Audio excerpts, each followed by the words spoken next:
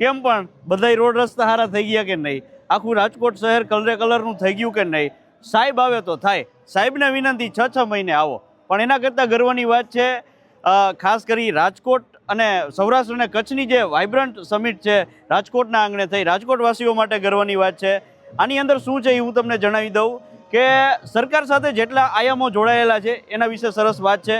કૃષિને પ્રાધાન્ય આપવામાં આવ્યું છે, ઉર્જામાં સોલાર અને પવનચક્કી એ બંનેને પ્રાધાન્ય આપવામાં આવ્યું છે.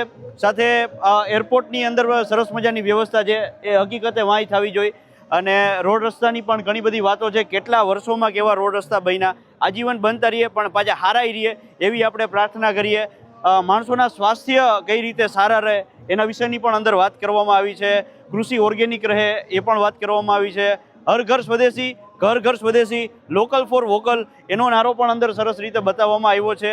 બાકી પેટ્રોલ પંપ આ તે ને બધું ભાવ હમણાં માપે મેળે રહી ગયા છે, તો સારું આપણે એ પ્રાર્થના કરીએ કે આમનેમ રહે. પણ છતાંય રાજકોટ માટે આવી સરસ મજાની વાઇબ્રન્ટ સમિટ થઈ છે, આપણા માટે હકીકતે ગર્વની વાત છે. આખું ભારત આટલા બધા શહેર અને સૌરાષ્ટ્ર કચ્છનું જે આ ભાતું છે એ રાજકોટના આંગણે આવ્યું, એ ગર્વની વાત છે. સાહેબ પોતે આવ્યા એ પણ મોટા ગર્વની વાત છે.